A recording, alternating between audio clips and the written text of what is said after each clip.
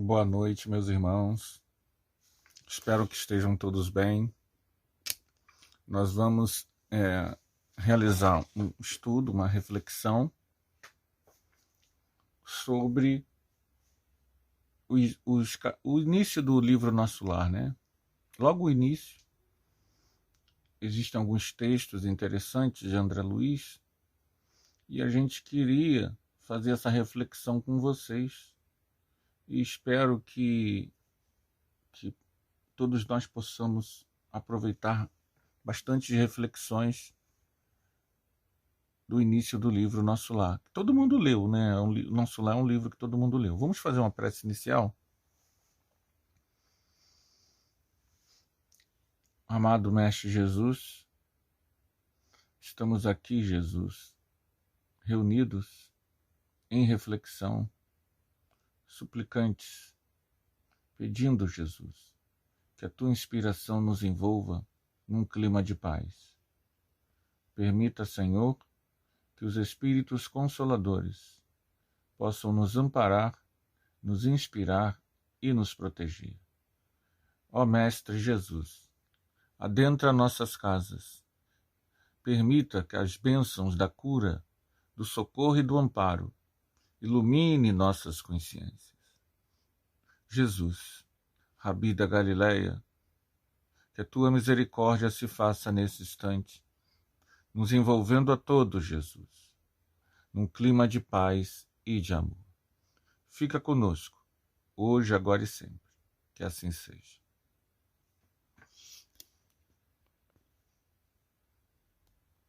Então nós vamos, no início de Nosso Lar, nós temos logo o prefácio de Emmanuel, né? No prefácio de Emmanuel, a gente tem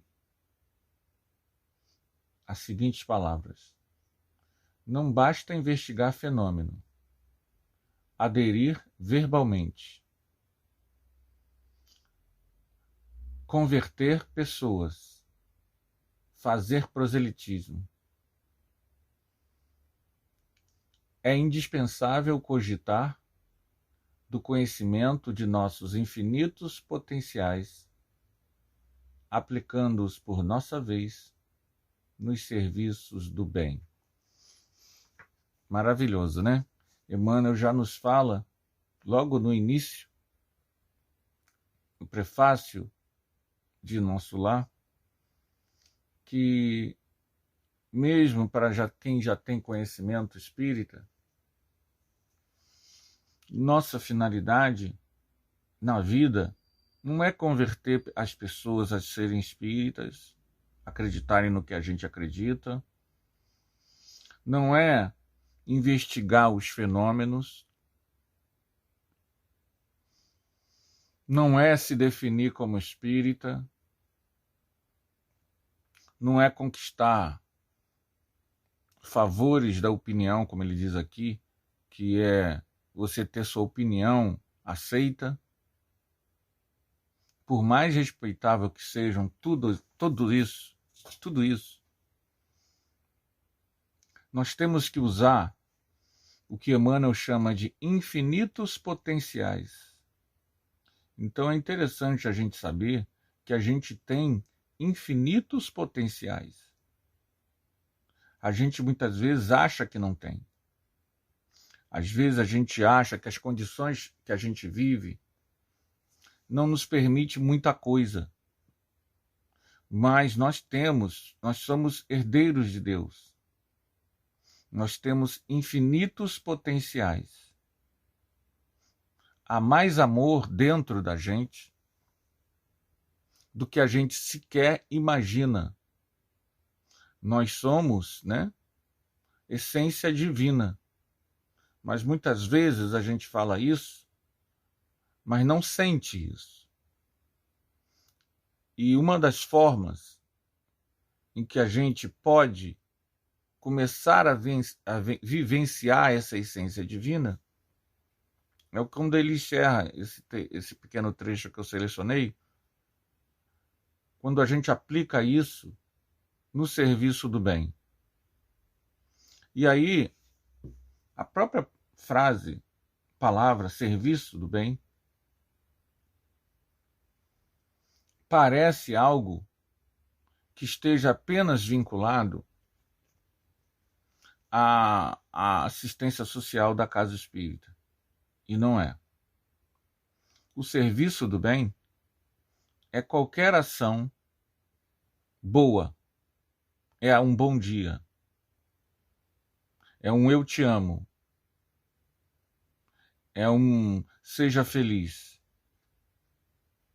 O serviço do bem começa assim que a gente acorda.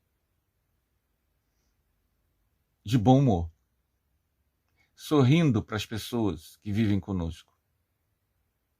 Vibrando para que elas tenham um dia maravilhoso. Entregando aos outros que tomam contato conosco, desde o entregador no portão, a pessoa no ônibus, as pessoas que convivem conosco, as pessoas que a gente conversa no Zap. A todas as pessoas nós podemos fazer o serviço do bem, que é o serviço de entregar as boas energias. Se nós fizermos isso com aplicação, ao final do dia, nós já estaremos numa sintonia diferenciada. Jesus disse, aquilo que fizerdes ao mais pequenino das pessoas, a pessoa com situações mais simples e humildes,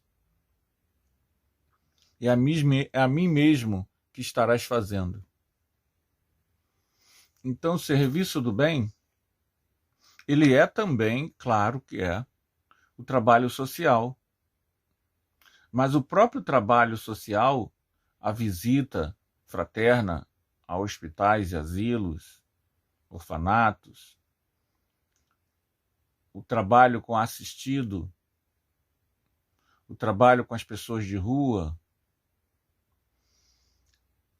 o trabalho do passe, todo o trabalho que a gente faz na casa espírita, ele se enriquece quando nós nos acostumamos ao serviço do bem. A nossa própria qualidade como trabalhador se renova, porque quanto mais a gente faz o bem, quanto mais a nossa aura se torna uma aura condicionada à afabilidade e doçura, melhor sintonia nos cerca. Interessante, né? Interessante.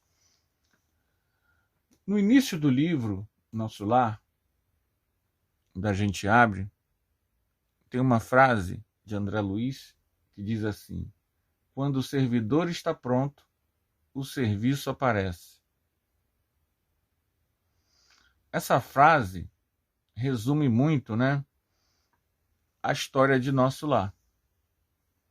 Porque André Luiz narra a sua experiência entre o resgate e o trabalho. E na medida em que ele começa a trabalhar, ele se renova. E a gente vai perceber que ao longo dos livros de André Luiz, mais e mais serviços aparecem para ele e ele vai nos contando as experiências e a gente percebe como André Luiz se enriquece no trabalho do bem. Então, nós podemos também trabalhar, ampliar nossa base de trabalho no bem. Quando o servidor está pronto, o serviço aparece.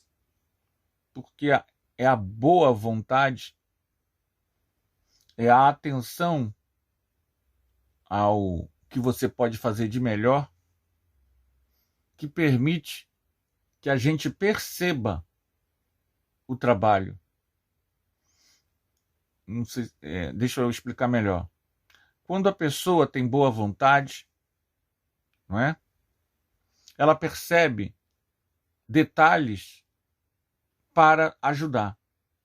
Esse detalhe pode ser na casa espírita, pode ser entre os seus parentes, pode ser na cidade que você vive, no bairro, pode ser um exercício de cidadania.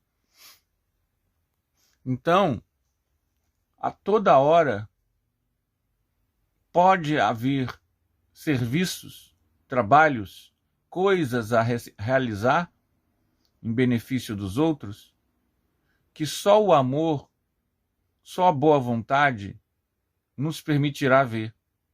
Quanto mais essa vida que a gente vive muito rápida, muito necessitada, muito cheia de prioridades pessoais, menos serviço a gente vê para fazer. Então há muitos lugares onde é possível realizar trabalhos, né? Mesmo no campo da cidadania, há muitas atividades que as pessoas, por não verem necessidade de melhoria, não participam. Então, eu dou aula, né? Vocês sabem, eu sou professor, e a gente percebe que, por exemplo, os pais no ensino público, eles raramente se unem para reivindicar coisas que sejam boas para a escola e para os alunos em geral. Os pais só chegam a ir na escola quando é para reclamar de alguma coisa pontual do seu filho, mas nunca pensam na coletividade e não reivindicam isso de forma coletiva, seja com a direção da escola, seja com as pessoas que administram a cidade. E essa ausência de participação acontece também no dia a dia. É um buraco na rua que as pessoas no máximo colocam um galho para avisar, mas ninguém liga, né? São várias coisas que a gente não sabe, mas que a gente pode, muitas vezes, construir até um bairro melhor se a gente tivesse olhos de ver. Por isso que essa frase do André Luiz, quando o servidor está pronto, o serviço aparece, ela é muito interessante. Por quê? Porque, em geral, mesmo na casa espírita, não sei se acontece aí na casa de vocês, né? Mas mesmo na casa espírita, geralmente, aquele que trabalha é que tem mais trabalho, né? Quanto mais o trabalhador é dedicado, mais trabalho ele tem. Porque a boa vontade é que acha o trabalho. Então, todos nós devemos... Isso não é uma crítica que a gente deve fazer para o outro, tá, gente? Porque isso não... A gente não deve oprimir o outro. A gente deve olhar para nós. Cada um olha para si. Quanto mais boa vontade a gente tem, mais serviço no bem aparece na nossa frente. Mais coisas para fazer, para ser útil, para se tornar, para fazer esse mundo melhor, aparece na nossa frente, né? Me parece que todo o livro de Nosso Lar, André Luiz está lidando com essa questão. Aí, voltando agora ao prefácio, né, de Nosso Lar, Emmanuel diz assim: guarde a experiência dele, André Luiz, né, no livro da alma.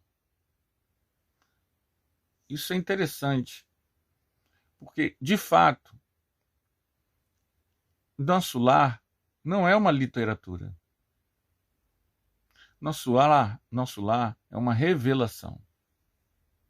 Nosso lar nos fala de algo que até aquele momento nós não tínhamos a noção exata. Ele nos clareia a realidade espiritual da vida. Então, é um livro que, primeiro, todos devem ler. E, segundo, deve ser um livro que seja guardado na nossa alma. Então, quando Emmanuel diz no prefácio, guarde a experiência dele no livro da alma, é verdade. Porque a experiência de André Luiz, gente, é a nossa experiência. Aí ele continua, Emmanuel. Ela, a experiência do livro, né, diz bem alto que não basta a criatura apegar-se à existência humana, mas precisa saber aproveitá-la dignamente. Que os passos de cristão, em qualquer escola religiosa, devem dirigir-se verdadeiramente ao Cristo, em que em nosso campo doutrinário precisamos, em verdade, do espiritismo e do espiritualismo, mas muito mais de espiritualidade. Interessante, né? Por que Emmanuel falou que a gente precisa do espiritismo, das outras escolas espiritualistas, mas precisamos muito mais de espiritualidade. Espiritualidade é a vivência do amor para além de qualquer religião ou crença. Espiritualidade é quando nós vivenciamos os valores do Cristo. Quando o nosso olhar para com o outro se modifica e nós entendemos ver no outro um irmão, uma pessoa em crescimento, uma essência divina. E estendemos esse olhar para todas as criaturas, não só os seres humanos, mas também os animais, nossos irmãos. Então a espiritualidade, ela é a essência. Por isso que ele diz que nós precisamos muito mais de espiritualidade. Ao longo de nossas várias encarnações, nós muitas vezes achávamos que ter a religião era o suficiente. Que os rituais, as práticas, as orações seriam o suficiente. Nós precisamos de espiritualidade. Eu me lembro de uma historinha que eu vou compartilhar aqui com vocês. O padre, ele recebeu a fiel, né, para fazer a confissão. A fiel chegou ao padre e contou da crise do casamento, falou sobre o marido. E o padre, que era psicólogo também, na confissão, foi dar a ela algumas dicas do que ela poderia fazer para reconquistar o marido e construir um lar saudável. E ela falou assim, não, padre, eu não quero isso. O senhor vai me dar o número de Ave Marias e Pai Nosso, eu vou orar e meu casamento vai se consertar. Aí o padre disse que ela precisava, como parceira, entender que o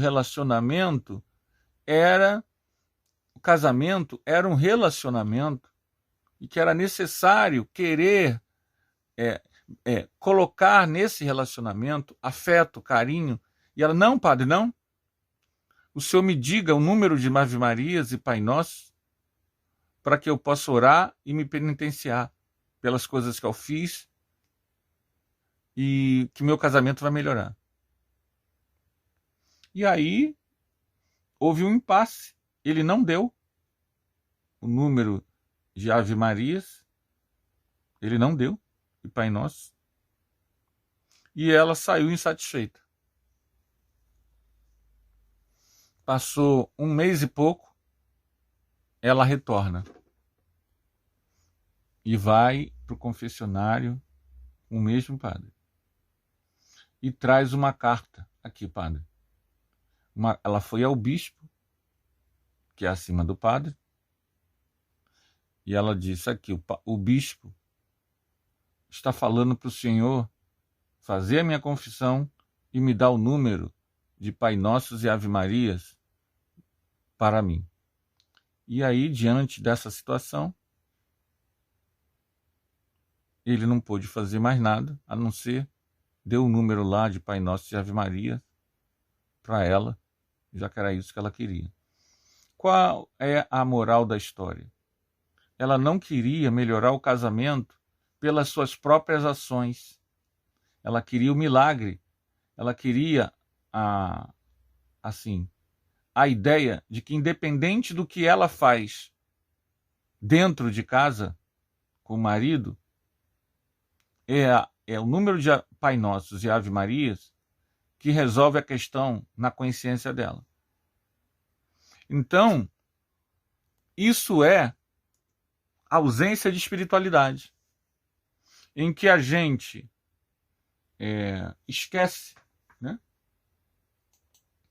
A gente esquece que a vida, ela não é a teoria, a leitura. A vida é o que a gente exala, é o que a gente irradia, é o que a gente fala para o outro. Não adianta a gente se pensar bonzinho. Todo mundo justifica suas ações. Isso é o problema. Espiritualidade é quando as nossas ações são amorosas na vida. Não é uma palestra. Então, a espiritualidade é o homem bom, é a pessoa que quer o bem do outro. Não adianta a gente... muitas vezes, tem uma outra história que retrata um pouco essa questão do que Emmanuel está falando quando é necessário, fundamental, a espiritualidade. Essa história eu li num livro, se não me engano, Evangelho das Recordações, de Eliseu Rigonati, mas eu não tenho certeza, tem muitos anos. A senhora estava indo de carro para assistir a palestra na Casa Espírita e ela se envolveu num quase acidente de trânsito. Não houve um acidente de trânsito.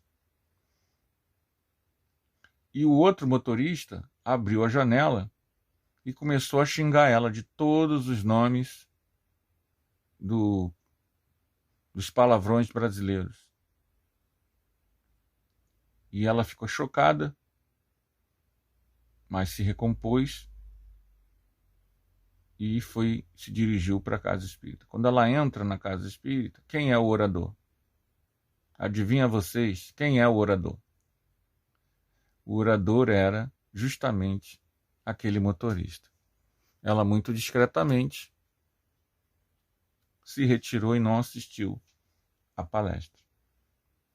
Esse companheiro, sendo essa história, né, real, esse companheiro, ele é justamente uma pessoa que, apesar de ter conhecimento, apesar de ser espírita, ele não associa a vida dele do dia a dia, o trânsito, por exemplo, ao conhecimento que ele possui. Isso é muito comum. Tem gente que fala do Evangelho, segundo o Espiritismo, estuda o Evangelho, dá o estudo do Evangelho, mas quando entra no carro, se torna, quer disputar, quer passar todo mundo, xinga. A pessoa não entende que aquilo que ela estudou, aquele conhecimento, é para a vida dela, inclusive no trânsito. E é isso que Emmanuel está chamando de espiritualidade. Isso não é algo, é muito difícil. Não, isso é algo que a gente só faz. O serviço só aparece se o servidor estiver pronto. E estar pronto é estar pronto para o serviço da sua reforma íntima, com seriedade. Não existe reforma íntima se eu não mudo os hábitos antigos. A lei de progresso nos mostra que nós estamos sempre em construção. Não existe a possibilidade de alguém fazer por nós como aquela senhora queria, que as preces simplesmente resolvessem o problema consciencial dela do relacionamento com o marido. Se a gente quiser ter um bom relacionamento com o marido, com o filho, nós vamos ter que aprender a vivenciar o alfabeto do Evangelho. Nós não somos obrigados. É o que a lei de progresso nos diz. Você tem que fazer porque você quer fazer. Você tem que entender que esse caminho é um caminho ideal. Ninguém pode ser forçado a amar o outro.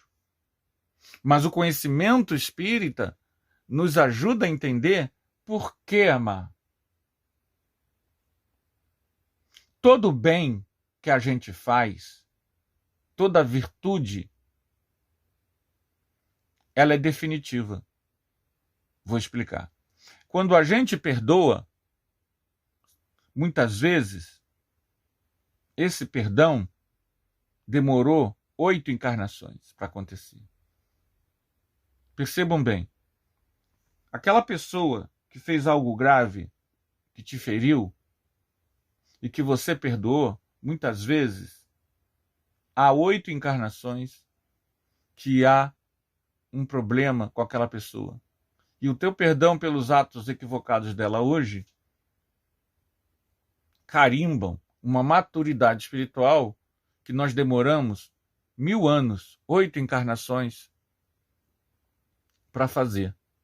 Só que quando você perdoa, sinceramente e profundamente, é definitivo. Essa experiência com aquela pessoa não se repete mais. Então, toda virtude que a gente de fato adquire, ela fica para sempre. É uma conquista evolutiva do ser. Por isso que Jesus disse que era a ressurreição e a vida. Que quem cria nele e crer aqui não é dizer eu aceito Jesus. É vivenciar os valores que ele está ensinando. Nunca mais irá morrer. Vai ter a vida eterna. Só que, gente, a gente sabe como espírita que ninguém morre. Então, que promessa é essa que Jesus está fazendo? Não é da vida após a morte. É da vida em plenitude. Porque milhões e milhões de pessoas morrem, mas poucas saem iluminadas. Então, morrer, todo mundo vai. Desculpa até falar para vocês, nossos queridos irmãos aí da Vila da Penha. Todo mundo vai desencarnar um dia. E nós todos vamos conhecer a vida após a morte. Agora, a plenitude da ressurreição luminosa só terá aqueles que fizeram isso que Emmanuel está dizendo. Nós precisamos de espiritismo, sim. Nós precisamos das escolas espiritualistas, sim. Mas nós precisamos muito mais de espiritualidade. Ou seja, colocar vivências fraternais no nosso dia a dia. É fácil? É fácil, gente? Não é. Mas como é que a gente, então, se não é fácil, como é que a gente corta um hábito arraigado? A gente precisa ver nesse hábito algo que não é bom. A gente precisa entender que esse hábito, ele tem alguma coisa, se ele não é algo que promova, que eleve, que eduque, que socorra, que ampare, ele tem alguma coisa errada. Ele tem uma visão equivocada. E dá para a gente trabalhar em cima dessa visão. Quem é o outro? Quem é meu próximo? Meu próximo é aquele, diz Jesus, o rapaz. É o samaritano que ajudou o rapaz, o caído. Quem é meu próximo? Amar o meu próximo é todas as pessoas que nós vamos tomar contato amanhã. Nós estamos aqui à noite, refletindo com Jesus, com o nosso lar. Mas amanhã, sábado, né? Sábado, domingo, nós vamos tomar contato com pessoas. São essas pessoas o nosso próximo. Como vai ser o nosso humor? Como vai ser a nossa reação? Como vai ser a elaboração do nosso pensamento? Vai ser de reclamação? Abre aspas.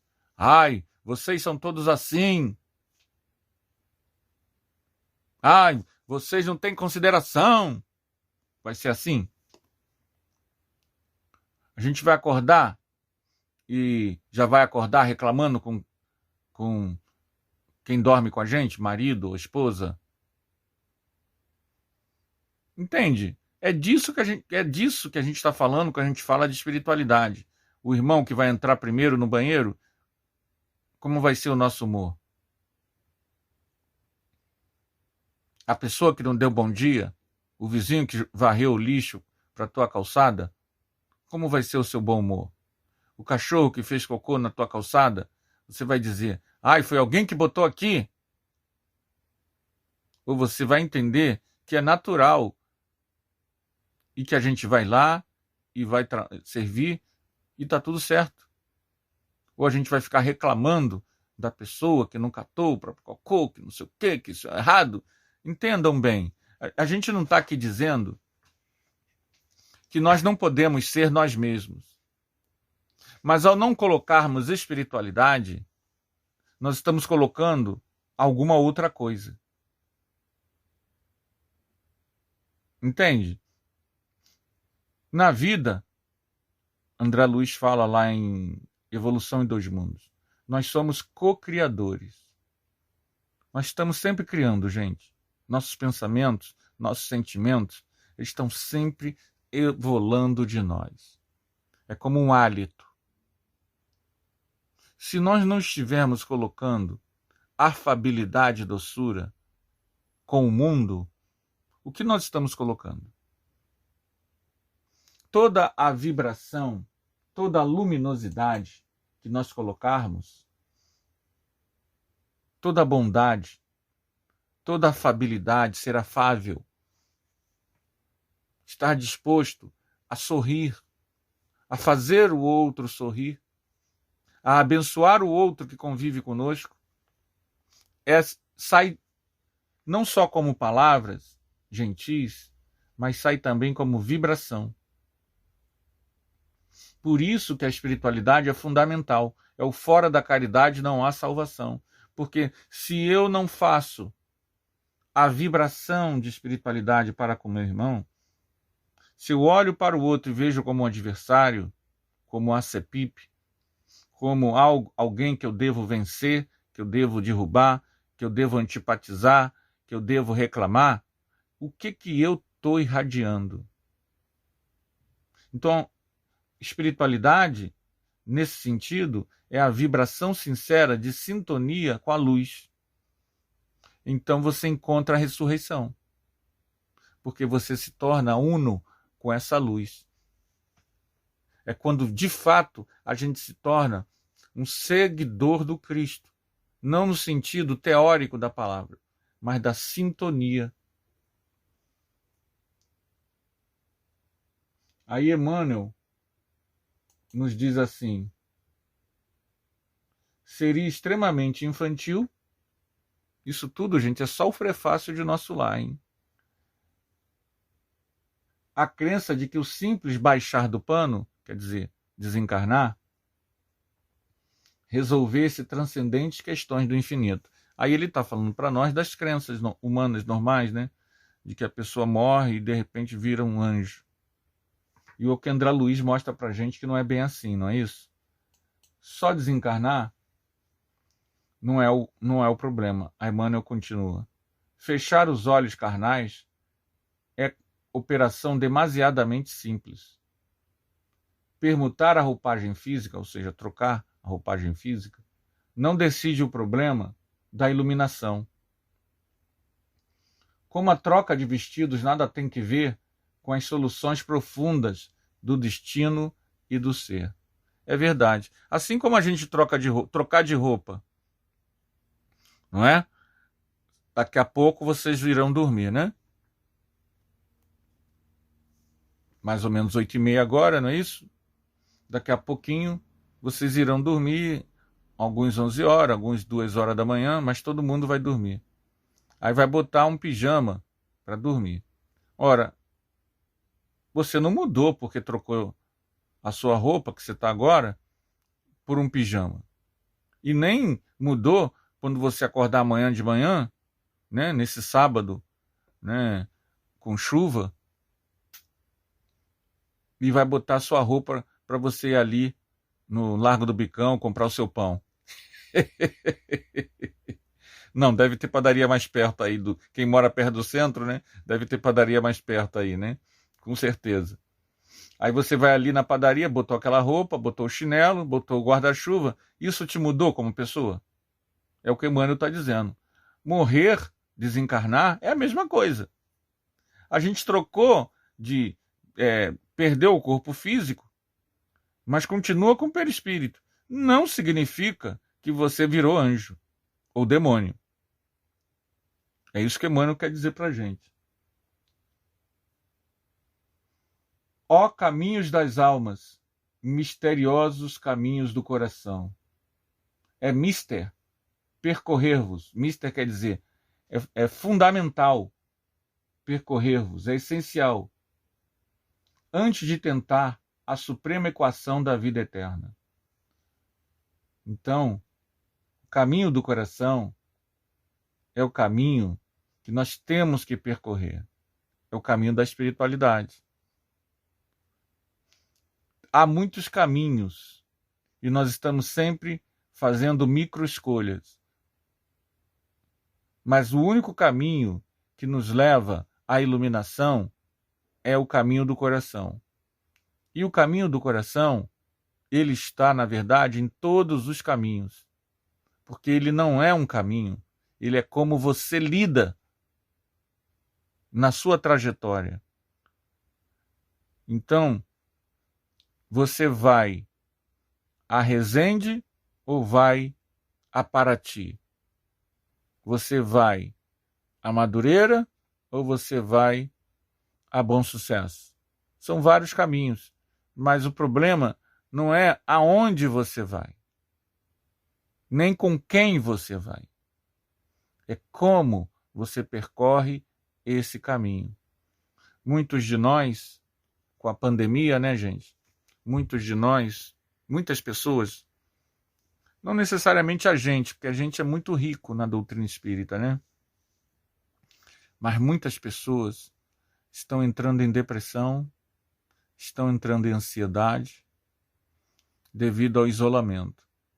E olha que a gente nem praticou um isolamento tão grande, mas mesmo assim, a quebra no nosso ritmo de vida fez com que muitos de nós ficássemos angustiados e aflitos. Para nós, para aqueles que estiverem com ansiedade, com angústia, com aflição, com problemas de convivência, já que a convivência agora ficou mais próxima, é importantíssimo que a gente reflita sobre isso. Toda a nossa vida é uma vida de relacionamento com o mundo, com as pessoas, com as realidades. Nós devemos dar atenção ao como nós fazemos isso. Como nós colocamos, que sentimentos nós colocamos a cada olhar, a cada falar. Isso que fez o diferencial de André Luiz na sua chegada ao nosso lar. Muitas pessoas não entendem como é que o médico pode ter ficado 8 anos no umbral. Gente, umbral são regiões do mundo espiritual. Ok. mas acima de tudo ele começa dentro de nós. Nós espíritas somos privilegiados por possuirmos uma doutrina que nos esclareça tanto.